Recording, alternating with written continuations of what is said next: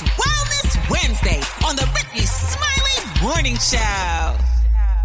All right, y'all, Rickey Smiley Morning Show. It's Wellness Wednesday. We got the one and only Dr. M.J. Collier on with us, back with an update from all the hot topics in medical news this morning. Dr. Collier, what up? Good morning, Rickey Smiley, Rock T, Special K, Maria Moore, Gary with the T, and the Brett. So, Rickey, thank you again for the opportunity to bring healthcare information to the listeners of the Rickey Smiley Morning Show. And I'm glad you said hot topic because today's topic is hot. And what we're talking about is a new study that was just released that shows that we are having even more STD problems amongst senior citizens defined as those 55 years or older. So it's common to think that STDs or sexually transmitted diseases are a problem for young people. But it's true that 49% of all STDs occur in people 15 to 24. However, the rates for people 55 years or over have been increasing sharply in the past few years. What they doing?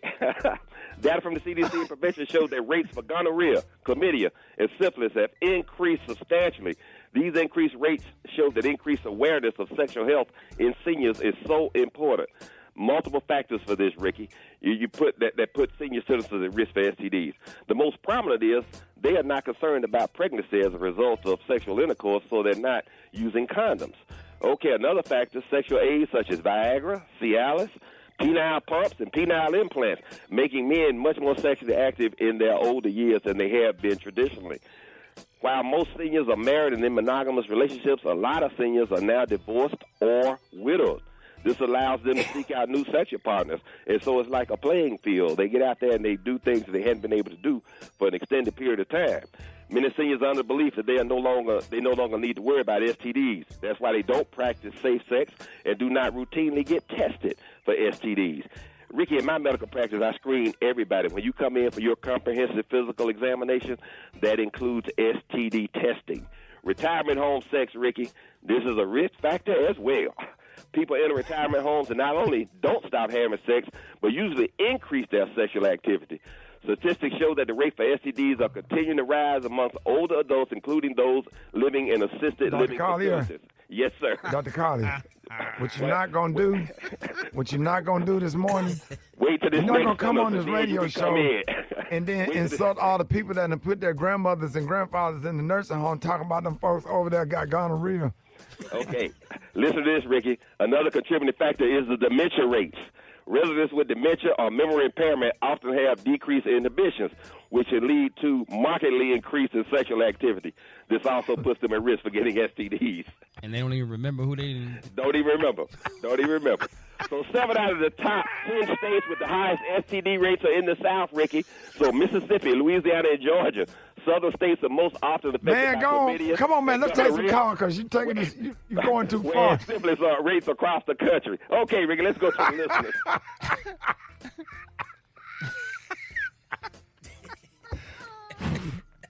All right, Rickey Smiley Morning Show. You're on with Dr. Collier. Go ahead with your question. I have a question about, so I'm 59 years old, and I'm waking up feeling like muscular pain, like your body is in pain from almost all your arms, your legs, your hips, and even the bottom of your feet. What specialist should I see about that kind of pain? Okay, that's called myalgia. That's pain in the muscles. So you need to go first get a comprehensive physical exam from your primary care provider. That can be your family physician or your internist. They need to check things like your electrolytes and your liver functions to make sure that you're not having problems with also muscle breakdown. That condition can also be a problem. So you need to be evaluated from that, and then they can direct you to a different specialist if you need to be seen by like a rheumatologist because of arthritis or arthritis changes or even a diagnosis of fibromyalgia. So all of those things are things to start off with a comprehensive physical with your primary care doctor. It asks the blood work to evaluate the muscle pains. All right, y'all, with Dr. Collier. Good morning. Hi, my name is Miss C. I'm calling from Lake Charles, Louisiana. My question for Dr. Collier is, for arthritis pain, is it best to use a cold compress or a heating pad? People get various relief. Some people love the cold. Some people love the warmth. When you put something warm on there, it increases blood flow, which will get your anti-inflammatory medications and your body's natural anti-inflammatories like vitamin D and omega-3 fish oil into the joint with more enthusiasm. Sometimes, though, you want to control the blood flow because then it just numbs the pain, and that's what the coolness can do. And some people alternate warm therapy and cold therapy. So whichever one gives you the most relief and you benefit from, I would say just try any of them. All right, John, Dr. Collier, good morning. Good morning. My name is Tony. I'm from Dallas, Texas, and I wanted to ask Dr. Collier, how do you know if you're going into menopause? I need to know the answer to that. 45. Okay. Premenopause is when you start to have some early symptoms like changes in your menstrual cycle, or you may miss a cycle or two. Menopause per se is diagnosed as 1 year, 12 months with no menstrual cycle. 45 is kind of early for that, but you can ask the women in your family, particularly your mom, at what age did she go through menopause, and to see. But also there are hormonal tests that you can get in your primary care doctor's office or with your GYN, and just ask them if you want to be checked to see if you are premenopausal, because there are lots of things you can do about that now. Dr. Collier highly recommends bioidentical hormone replacement therapy, BHRT. It is life-changing. It relieves you of all of those symptoms. And Dr. Collier, you say and all the old folks in the nursing home in there getting down. They all getting down. If they I thought they had their own rooms. How do they do it? How's all that going? What have you? They room hopping. Yep. They're So they going from room to room. You go look for a person in the morning and they're not in their room, and you find them down the hall in Mr. Johnson's room or in Mrs. Smith's room. So this is it's a problem in nursing homes if you want to consider it a problem. They cannot restrict that sort of activity. They are perfectly allowed to do so they have rights to be sexually active in nursing homes if they want to be.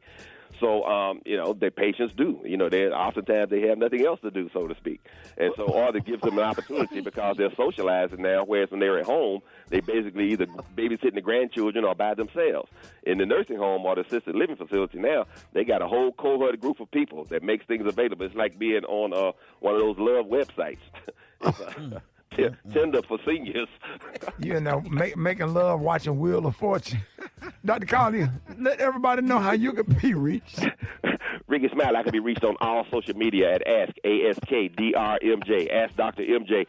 These are the opinions of Dr. MJ Collier, not those of Rickey Smiley, the Rickey Smiley Morning Show cast, or his production crew.